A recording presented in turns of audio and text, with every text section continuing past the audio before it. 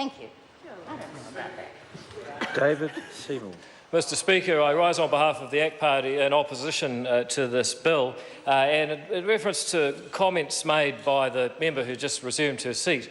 Isn't it curious that she said it was ideological to point out the practical difficulties in implementing this bill, and then went on to say that if only we had enough belief, then the bill could work. Some members, Mr Speaker, might think that the latter was ideological and the former was practical, but in the world of the Green Party, sometimes things can get a little bit messed and muddled. I would like to join members in tributing the author and introducer of this particular bill, Mr Peeni Henare. Nothing that Mr Peeni Henare brings to this House could possibly be poorly intentioned. And I'll say something else for this bill. It's much, much better than the lost luggage bill. Vastly better. And I commend that's a bit unfair. I commend the member for bringing a bill that does have good intention and does, at least in theory, seek to solve a serious problem.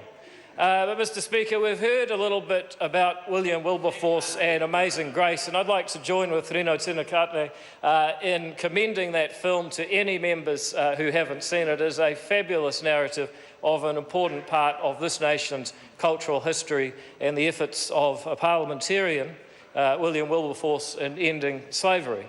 However, that's about where I part company with the bill, and it comes down to the practical difficulties of actually tracing the origins of the components in a particular product.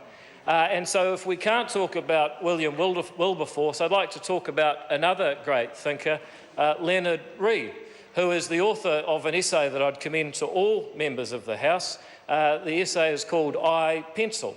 And iPencil explains the difficulties in identifying all of the people engaged in manufacturing something as simple as a pencil.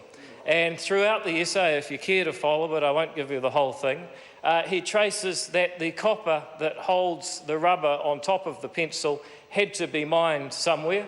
Somebody had to manufacture the mining equipment. Somebody had to drill for and transport and refine the oil that fueled the mining equipment, and that was just to extract a small part of the copper that held the rubber on top of the pencil. He then went on to talk about the timber involved, the paint, the graphite, or the lead as people call it, and every other aspect of distribution, retailing and so on, logistics, that go into the consumption of one single pencil.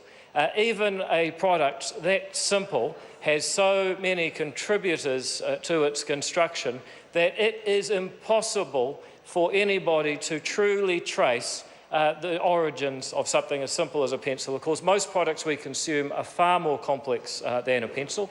And the point that Leonard Read sought to make when he wrote that essay is that no government department would ever be able to have knowledge of, to anticipate and to plan the manufacture of something as simple as a pencil.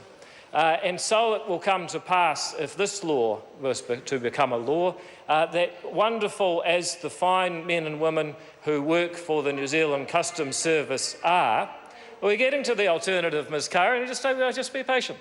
Absolutely. They will not be able to trace the origins of every aspect of any product and all of the people involved in its production. Mr Speaker, our government needs to focus its efforts on doing a few important things well. And can I make this suggestion, as many members in opposition to this bill have already raised, that there are a wide range of consumer information devices, brands enabling consumer choice, people who specialise on marketing the ethics of their products, including Paul Foster Bell's wonderful chocolate, which actually provide the kind of information consumers seek to make ethical choices far more efficiently than the fine men and women of the New Zealand Customs Service ever will. For those reasons, Mr Speaker, they're not ideological, they're purely practical, a distinction I hope that Denise Roche will understand one day. I oppose this bill. Thank you, Mr Speaker.